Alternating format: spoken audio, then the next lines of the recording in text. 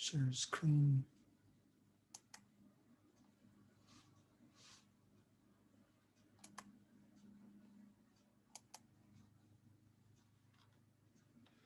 Okay, we have 2 more weeks. This week we will be covering regulation of monopolies. This is chapter 12 or module 12. And here are the chapter objectives.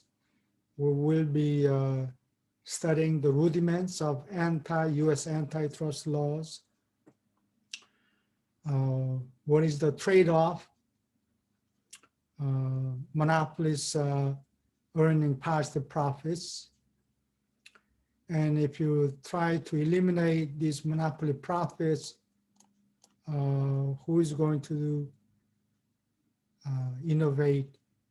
Who is going to produce new products with a new technology? Innovation is costly. Billions of dollars are spent to develop new technology or new processors, computer chips, etc. So if you try to kill these monopoly profits, there goes the innovation. At the moment, the United States ranks #1 in terms of patents, but other countries are following closely. So sometimes we break up monopolies. In other cases, we try to regulate their pricing behavior. And we want to regulate these monopolies in an efficient manner, okay? So there has been 3 types of antitrust laws so far. Why do we need antitrust law? In the late 1900s, there were many industrial companies that became big businesses, and they were playing politics, making donations to political candidates who are likely to support them. So these big businesses were misbehaving. So, and some antitrust laws were passed. And these antitrust laws are designed to prevent one firm or a few firms from gaining too much market power.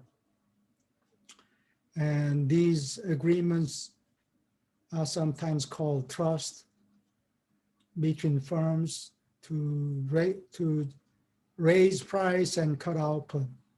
So a good example is a cartel. It's an explicit price fixing agreement, okay? So by trust, basically we're talking about cartel agreements. And the antitrust laws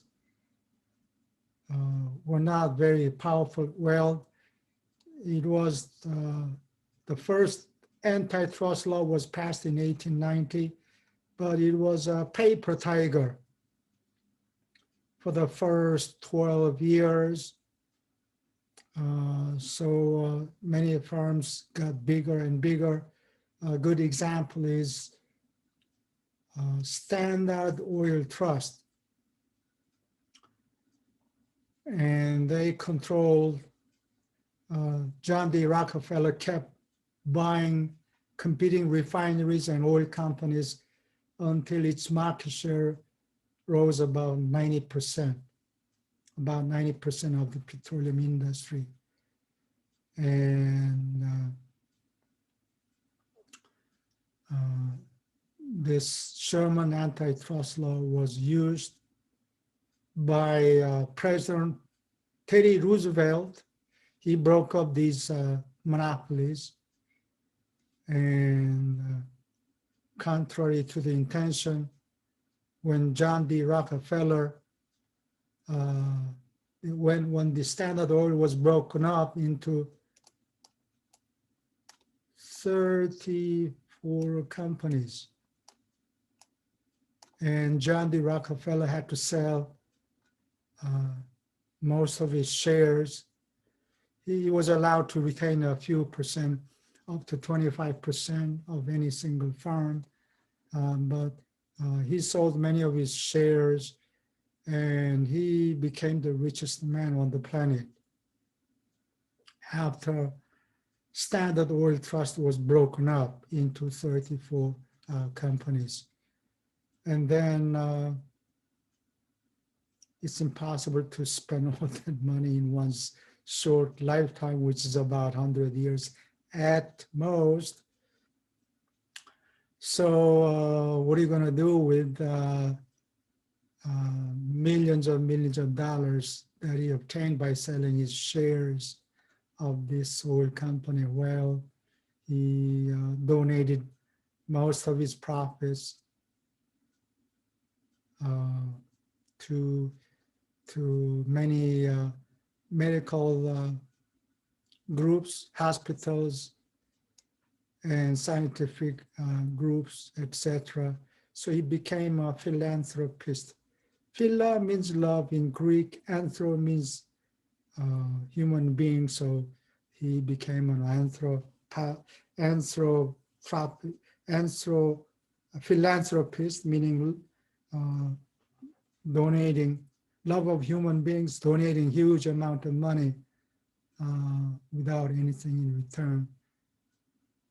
I guess he was the beginning of the philanthropism, I guess. Okay, so here is a multiple choice question. Antitrust law is not intended to increase pricing power of oligopolies. No, so that is the right answer. Antitrust law is intended to prevent practice that will reduce competition. Enhance economic efficiency if you want to regulate instead of breaking it up. Restrict deliberate formation of monopolies, right? Okay, so the answer here is C. Here's a description of Sherman Antitrust Act of 1890. And here is a Senate meeting, I guess. Kepler's cartoon shows all these politicians are deliberating on some issues, and all these fat guys, fat cats behind were representing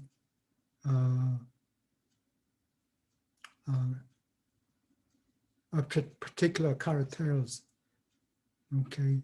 And they were funneling money, making political donations. So these big businesses were able to control the behavior of politicians. And especially, this is a very disturbing phenomenon. Big businesses controlling politicians, having influence, undue influence on politics. Sherman Antitrust Act was passed in 1890, but for the first 12 years, it didn't do very much. So Sherman Antitrust Act has two clauses. The first says any restraint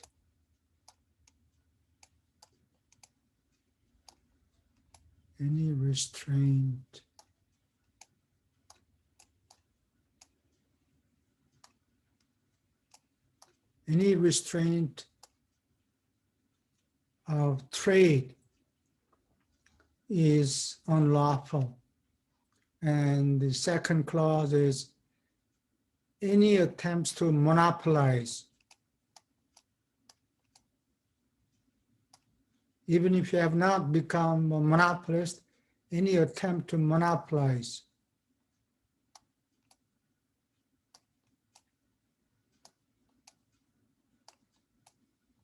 Don't even think about it. any attempt to monopolize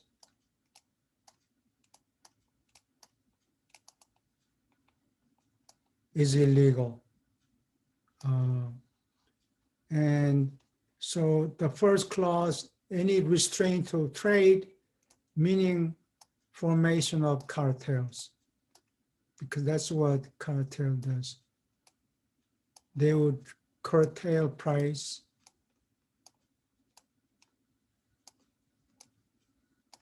and restrict output, allocate output, okay? If cartel members all increase production, price has to collapse. So in order to maintain price at high level, at desired level, you have to control, you have to allocate output among members. So that's what the Sherman Antitrust Act intended to, okay? But their expressions, their efforts are expressed in 4 ways. One is price fixing, like cartel does. Cartel is a price fixing agreement.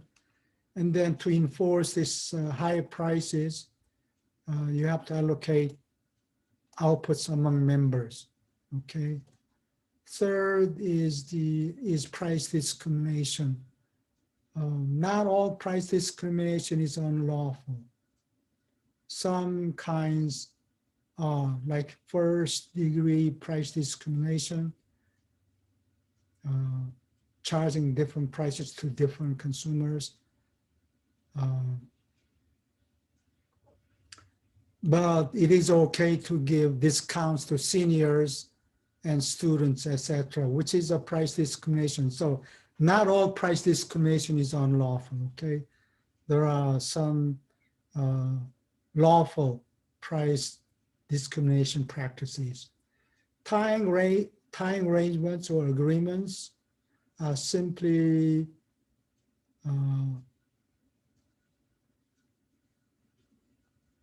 forcing consumers to buy 2 products. One is sold at lower prices than competitors, but to get it, you have to buy another product. So 2 products are sold together.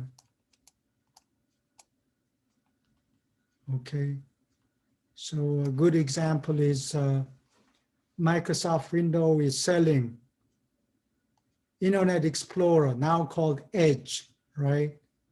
At 0 price. What is the purpose? Well, this Internet Explorer was competing with Netscape, and when selling Internet Explorer or Edge at 0 price, it is very hard for a competitor, Netscape, to survive. So that's called the tying arrangement. You will sell a Windows operating system and give you Internet Explorer free of charge. So that makes it very hard for its competitor to survive. Okay, so that's called the tying arrangement or tying agreements. So all of these are considered unlawful by the Sherman Antitrust Act. So when does illegal price fixing occur? When 2 or more firms agree, formally agree, or informally, one has to express this agreement verbally or in a written fashion. Gestures or hint with your eyeballs, whatever, that doesn't count. There must be a verbal or written agreement to coordinate prices. Charging same prices, is charging same prices illegal? Not necessarily. If Coca-Cola has a sale, 30% sale this weekend, and Pepsi-Cola immediately follows suit, giving a 30% price cut. Is this illegal? It would be illegal if they have formal agreement, but otherwise it is legal. If your rival discounts its products, it makes sense for you or other competitors cut the price as well. Matching the competitor's price cut, that's a reasonable practice in competitive markets. So matching competitors' pricing is not necessarily illegal, okay? But if Coca-Cola and Pepsi-Cola had a written or verbal agreement, you just have to record it. Or a whistleblower has to show that there was a written agreement to demonstrate that these practices are a violation of the Antitrust or Antitrust Act. Charging the same price is illegal? No, not necessarily unless there is a written agreement or coordination of these competitors, okay? Question 12.4. In the late 1990s, the worldwide vitamin cartel with over $5 billion of sales included, these are specific cases that apparently this vitamin cartel included Coca-Cola, General Mills, Kellogg, Tyson, etc. Okay, all four of them. There should have been heavy fines. And according to the FTC, Federal Trade Commission, that was passed in 1914, I think. There were a bunch of physicians agreeing to coordinate prices. And this is any explicit agreements are a violation.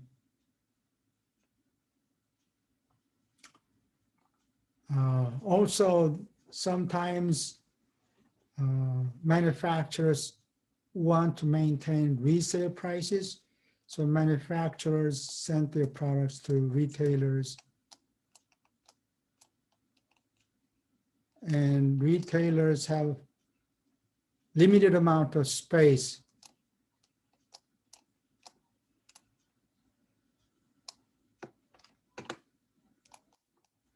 Retailers. They're renting space in a shopping mall and they don't have enough space to display all their products. So when some products are not sold briskly, they have the right to remove them by giving a 50% sale or buy one, get one free sales, whatever. They need to get rid of these inventories. And some manufacturers do not like that. So they're asking resale price maintenance agreements. In other words, no matter what, they're not supposed to give half price sales. They cannot sell, they can give discounts, 25% discounts, but not half off. That's called the resale price fixing agreement, okay? That is illegal, okay? That's another form of price fixing agreement. How about joint research and development projects?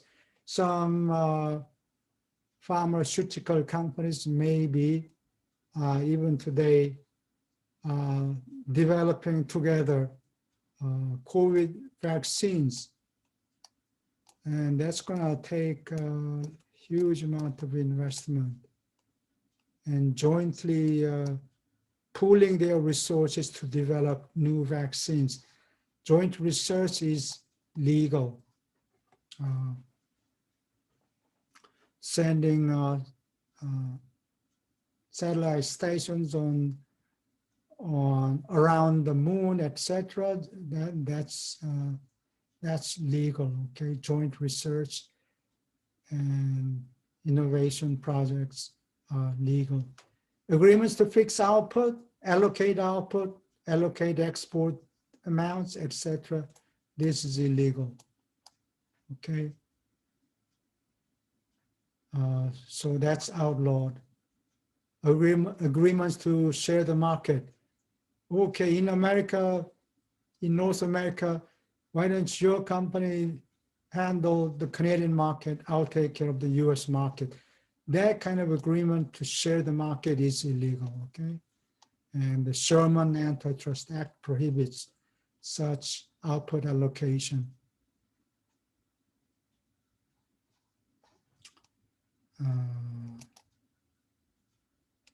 Next, here is a picture of the Federal Trade Commission in, I think, in Washington, D.C. And this is the office that enforces U.S. antitrust policies. What about other countries? Well, let me finish off the U.S. case. There are 3 antitrust acts: Sherman Antitrust Act of 1890, Clayton Antitrust Act of 1914, and the Federal Trade Commission Act of 1914.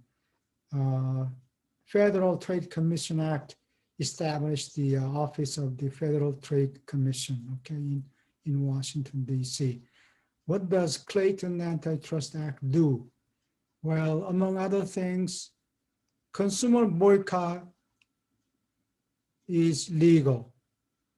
Labor union is also legal. But you come to think of it, boycott is like banding consumers together not to buy some products, okay? So this literally speaking, it is a monopolizing effort. Instead of selling, it is a buying effort. You either buy, it's not a monopoly to sell, but sometimes it's called monopsony. That is like a single buying entity, okay? Consumer boycott, this is a monopolizing attempt, but that's legal. Likewise, labor union, that's a monopoly attempt by the union to increase the market power of the union. And that is again legal by the Clayton Antitrust Act.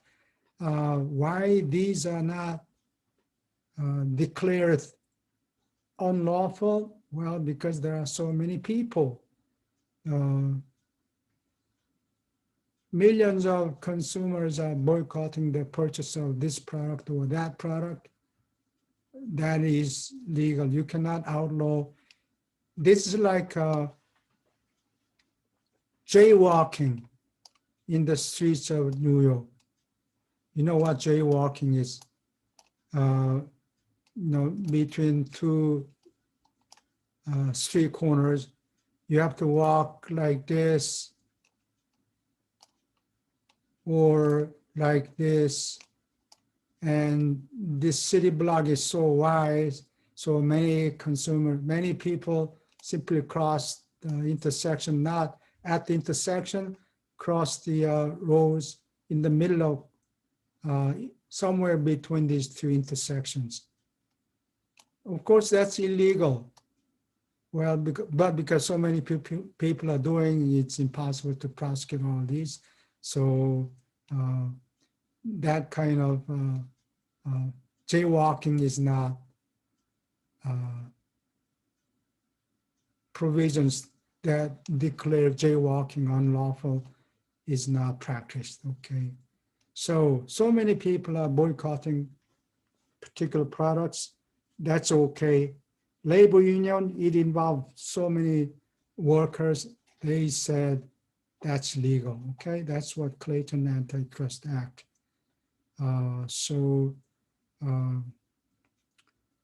This increased the monopoly power, market power of labor unions until the end of World War II, because American Auto Workers Union was so powerful, they could set the wage rate of auto workers so much. They raised the auto workers' annual wage rate to $150,000, including fringe benefit. Okay.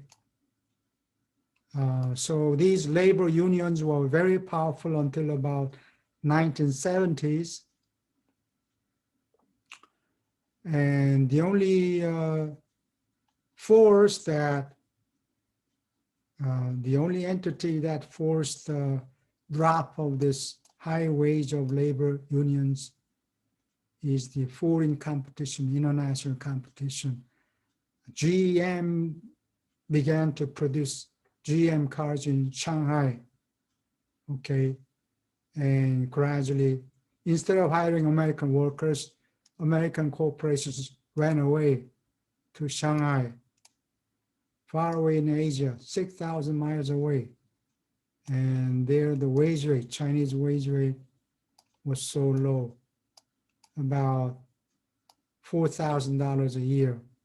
And that is the reason why GM was filing bankruptcy, and they almost went out of business until the President Obama gave them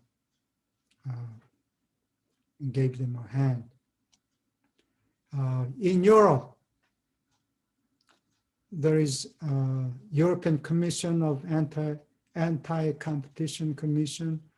They enforce anti-competition practices of the European Union members. And as I mentioned earlier, Theodore Roosevelt, President Roosevelt, sued 45 companies. President Taft sued again 75 companies, including Standard Oil, and that was broken up in 1911, okay? So initial treatment is monopoly is bad, so antitrust divisions break up these monopolies. But these monopolies are bad. They are restricting output, raising prices, etc. So in this case, you can break up. But there are cases where breaking up monopolies is not a good idea. That is the case of natural monopolies. Breaking up is not a good idea in this case because of decreasing average cost. Long-run average keeps declining as output increases. So this has to do with increasing returns to scale. Average cost decreases with higher output. So if you break up such natural monopolies, what would happen? We'll look at that question shortly. Just last week, Department of Justice filed a lawsuit against Google. I wrote this note some years ago.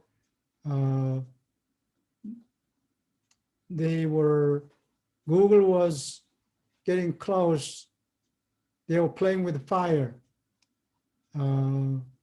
Its market share in the search engine market on the internet, its market share in 2006 was 49%, but it rose to 88% in 2019. It is on the verge of rising above 90%. And as of October 20th, 2020, Department of Justice filed a lawsuit against Google.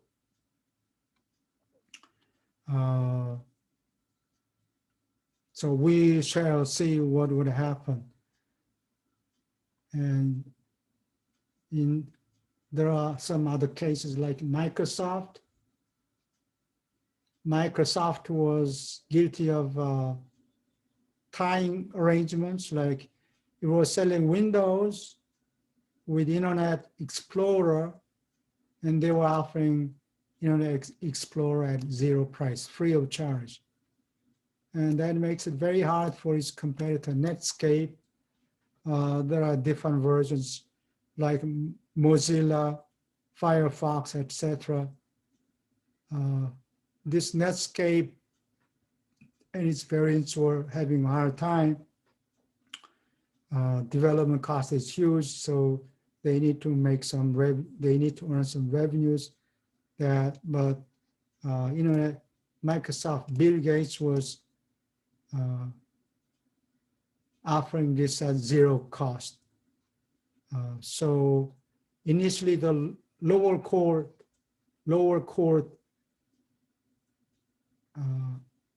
outlawed Microsoft and claimed that the firm Microsoft should be split into two companies. But later, the Federal Appeals Court unanimously threw out a lower court decisions. So at the moment, it's not broken up. And the search engine market, I don't know, this is not search engine, this is a browser, internet browser. There is no economies of scale, so this at the moment is not broken up, but in the future we need to keep an eye. Natural monopoly occurs when minimum efficient scale exceeds market demand. So if you plot average cost, here is the market demand curve, sorry. And average cost curve keeps declining as output increases, okay? So single firm could satisfy the entire market demand. But if you break up this company into a dozen companies, the following diagram explains that. Okay, here is market demand, D. And here is a long run average cost curve, which is always declining. And at the moment, single firm services this market, and price would be P, see if it were competitive, but it's not. So derive marginal revenue, marginal cost, say this is marginal revenue, and marginal cost is down here. So this will be monopoly price. If it's not regulated, this will be monopoly price. But if you break up this company into two firms, say producing half and half,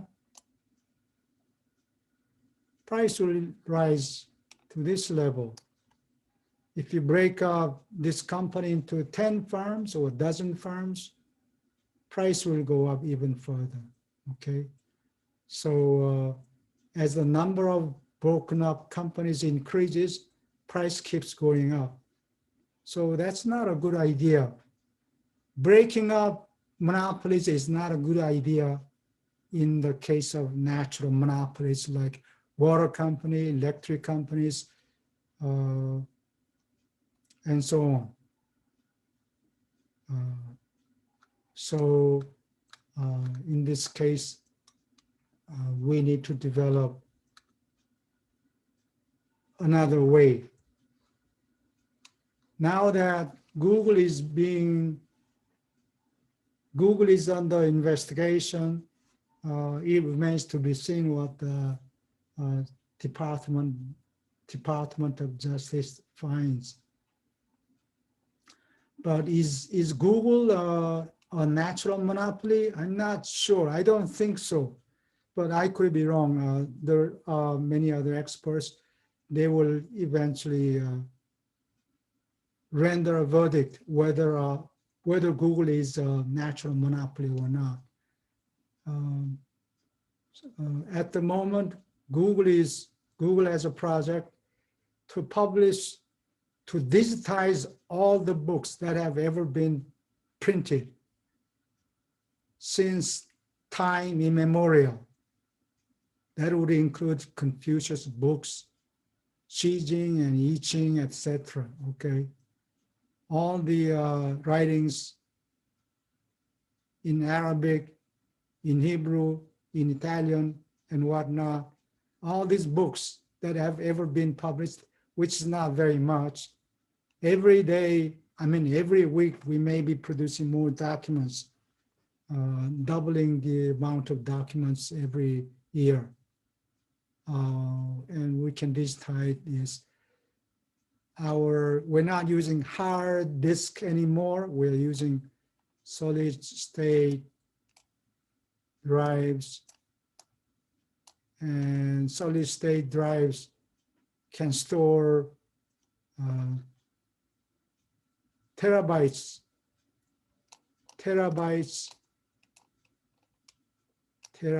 of information easily. Terabytes. What is terabytes?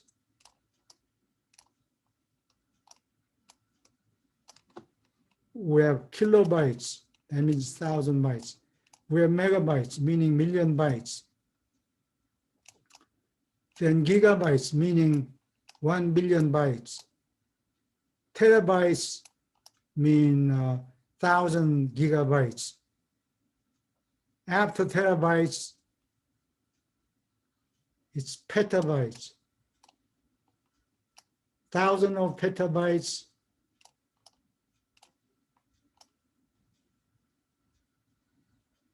I forgot. You can look it up. Petabytes, exabytes, zettabytes, yottabytes, etc. Okay, this keeps going up. Single solid state drive probably can store 1 petabytes, and all the computers on the planet, that's not that many. So we can store all this information, all the documents ever published on the planet. We can store after yottabytes. We don't have names, so scientists are trying to figure out whether to call it brontobytes, named after Brontosaurus, and so on. That remains to be seen, okay? So we can store these, all the information ever published on the planet, we can store these in hard disks. And the cost of these solid state disks keeps going down every year. But the cost of storing bytes is not declining forever. Eventually, it will go up, okay, in the internet search engine market. So I doubt whether they will use other method. If monopolizing effort has been found out, then they will probably break up Google. How do you find the whether Google has become a monopoly or not? If it's not maximizing profit, if it is engaged in politics, I think that's a good indication, and they will render a verdict. Okay. Okay, I will stop here. Do you have any questions? Okay, then we'll stop here. I will see you on Wednesday. Thank you. Thank you. Yeah, thanks. Have a good day. Yeah, have a nice day, you too.